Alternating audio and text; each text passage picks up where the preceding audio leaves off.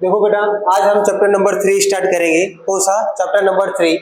Chapter number 3 में दो चर वाले रैखिक समीकरण युग्म, pair of linear equation in two variable, pair of linear equation in two variable या दो चर वाले रैखिक समीकरण युग्म। युग्म का मतलब जोड़ा होता है, पेयर का मतलब क्या होता है बेटा? जोड़ा होता है। तो पेयर का मतलब क्या है? और दो चर वाले, और चर कितना होना चाहिए? दो। आपको चर और अचर पता है। चर राशि वह राशि होती है जितने भी आपके x A to Z alphabet से इस्तेमाल होते हैं। ए बी सी डी है, ठीक है, A B C D F G H I J K L, जितने भी अल्फाबेट से स्टार्ट होते हैं वो आपके चर राशि होते हैं। और साथ साथ यदि उसके साथ नंबर भी जुड़े तो भी चर राशि में काउंट किया जाता है। लेकिन आपको ये मेन टॉपिक जानकारी होनी चाहिए, अचर राशि क्या होती है। अचर राशि जितने भी आपकी गिनती होती है 1 2 3 4 5, ये सब जो गिनतियां होती है वो क्या नाम है? अचर राशियों में आती है। तो दो चर वाले रैखिक समीकरण युग्म, पहले इसका स्टैंडर्ड फार्मूला आपको पता होना चाहिए। कौन सा फार्मूला पता होना चाहिए? स्टैंडर्ड फार्मूला पता होना चाहिए। इसका ये इंट्रोडक्शन क्लास है। क्या क्या मतलब 3.1 में, 3.2 में, 3.3 तीन एक्सरसाइज है। पहले इससे पहले 3.4 भी था और 3.5 भी था, लेकिन अब तीन ही एक्सरसाइज बची है, 3.1, 3.2 एंड 3.3। तो दो चर वाले रैखिक समीकरण युग्म होता क्या है, उनके बारे में थोड़ा डिस्कस कर लेते हैं। इसका मानक रूप जो होता है, इसका कौन सा रूप बेटा? मानक रूप। मानक रूप को बोलते हैं स्टैंडर्ड फॉर्म जो होता है। इसका होता है बेटा a1x b1y प्लस c1 बराबर 0, a2x b2y प्लस c2 बराबर क्या होता है? 0। बेटा यहाँ पे a1 b1 c1 a2 b2 और c2 ये दोनों क्या होता है बेटा? आपका वास्तविक संख्या होती है। को कैसी संख्या होती है बेटा? ये वास्तविक संख्या होती है। कैसी संख्या होती है? वास्तविक संख्या। जबकि x और y यहाँ पे आपका क्या नाम है बेटा? चर राशि होती है। कैसी राशि होती है? चर राशि होती है। कैसी राशि होती है? चर। ठीक है, चर राशि को क्या बोलेंगे? यहाँ वेरिएबल, वेरिएबल टर्म होता है ये सब बेटा। कैसा टर्म होता है आपका? Variable term. अब देखिए बेटा, रैखिक समीकरण है तो ये एक रेखा बनाएगा। क्या बनाएगा बेटा? एक रेखा बनाएगा। ये रैखिक समीकरण है तो ये भी क्या है? आपका रेखा बनाएगा। जब दो रेखाएं बनती हैं, जब दो रेखाएं, दो चर वाले रैखिक समीकरण युग्म है, जब दो रेखाएं बनती हैं तो इनकी तीन कंडीशन दो रेखाएं हो सकती हैं। हो सके दोनों रेखाएं एक दूसरे को क्या करें बेटा? प्रतिच्छेदित करें। क्या करें? एक दूसरे को प्रतिच्छेदित करे, जिसे बोलते हैं इंग्लिश में इंटरसेक्ट करे। इसको बोलते हैं इंटरसेक्टिंग लाइन या प्रतिच्छेदित रेखा। कैसी रेखा है बेटा? आपकी प्रतिच्छेदित। दूसरा बेटा आपका हो सके दो रेखाएं एक दूसरे के क्या हो? समांतर हो। रेखाएं कैसी हो? समांतर रेखा हो। कैसी रेखा हो? समांतर। इसे इंग्लिश में बोलते हैं पैरेलल, पैरेलल लाइंस हो।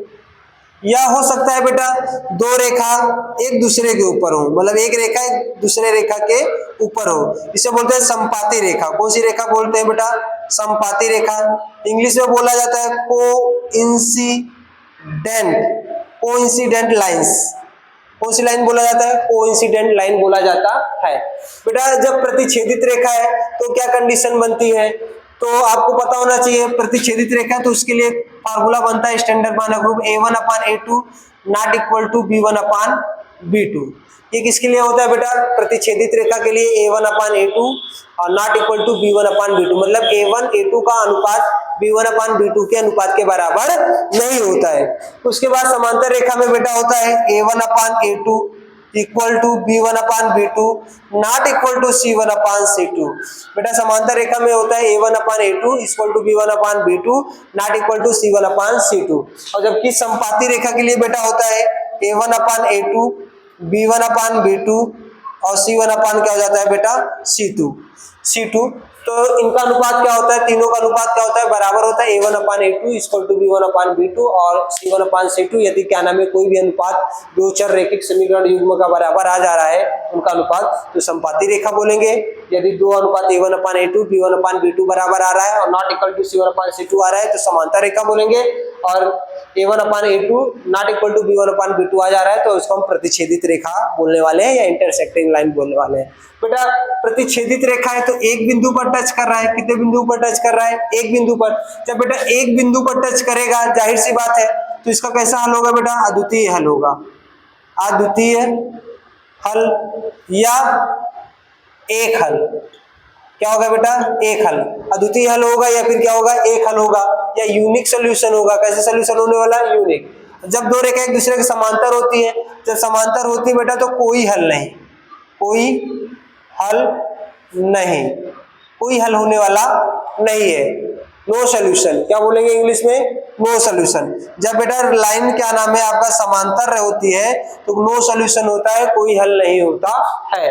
जबकि जब संपाती रेखा होगी, जब a1/a2 b1/b2 और c1/c2 है तो एक रेखा दूसरे रेखा के ऊपर है तो इसको बोलते हैं कोइंसिडेंट लाइन। जब कोइंसिडेंट लाइन होती है बेटा तो अनंत हल होता है। कितना हल होता है बेटा? होता है अनंत हल होगा इसका। चाहे अनंत हल होगा या बोलते हैं अनेक हल होगा, अनेक हल। कैसा हल? अनेक हल। इंग्लिश में बोलेंगे इनफाइनाइट सॉल्यूशन। कैसा बोलेंगे इसको? इनफाइनाइट सॉल्यूशन बोला जाएगा। अब देखिए बेटा, अब मान लीजिए तो बात सही है कि क्या नाम है, हम संपाती जब दो रेखाएं, क्या दो रेखा बनती है, दो चर रैखिक समीकरण युग्म हम पढ़ रहे हैं तो दो रेखाएं हैं तो दो रेखाएं एक दूसरे के समांतर हो सकती हैं, दो रेखाएं एक दूसरे को प्रतिच्छेदित कर सकती हैं, दो रेखाएं एक दूसरे के ऊपर संपाती या कोइंसिडेंट हो सकती है। यदि प्रतिच्छेदित है, मैंने फॉर्मूला बताया आपको a1/a2 not equal to b1/b2। जब प्रतिच्छेदित है तो एक बिंदु पर टच कर रहा है तो एक हल होगा बेटा। जब क्या नाम है दो लाइन एक दूसरे के समांतर है, जब समांतर होगी, जब दो रेखाएं एक दूसरे के समांतर होगी तो आपस में कभी मिलेगी नहीं। जब मिलेगी नहीं तो उसका कोई हल नहीं होगा। जब कोई हल नहीं होगा तो उसका फॉर्मूला मैंने बताया था a1/a2 equal to b1/b2 not equal to c1/c2।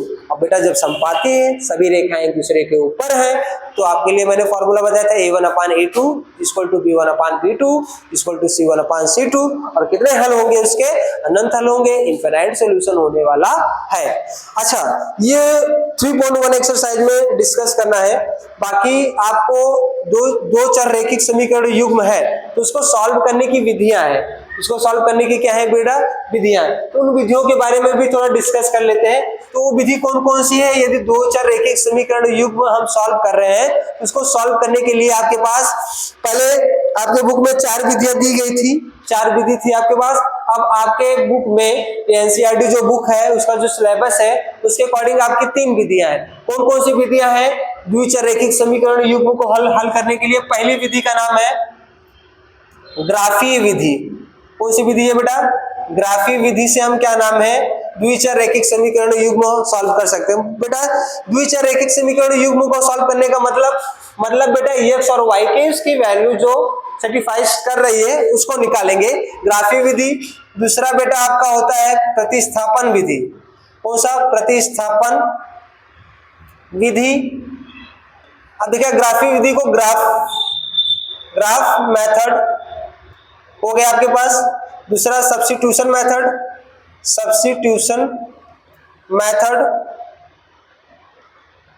Third है बेटा आपके पास विलोपन विधि। कौन सी विधि? विलोपन विधि इसे बोलते हैं इलिमिनेशन। कौन सा मेथड बोलते हैं इसको बेटा? इलिमिनेशन मेथड बोला जाता है। कौन सा मेथड बोला जाता है? इलिमिनेशन मेथड बोला जाता है। 3 विधि से आप क्या नाम है किसी भी दो चर रैखिक समीकरण युग्म को सॉल्व कर सकते हैं। कौन कौन सी विधि? ग्राफीय विधि जिसे बोलते हैं ग्राफिकल मेथड विधि से, ग्राफ मेथड विधि से। दूसरा आपका क्या होता है प्रतिस्थापन विधि जिसे बोलते हैं सब्स्टिट्यूशन मेथड से। और तीसरा होता है बेटा आपका विलोपन विधि जिसे बोलते हैं इलिमिनेशन मेथड से। आप क्या कर सकते हैं? इन तीनों को क्या कर सकते हैं मतलब द्विचर रैखिक समीकरण युग्म को सॉल्व किया जा सकता है। इसको नोट कर लीजिए बेटा।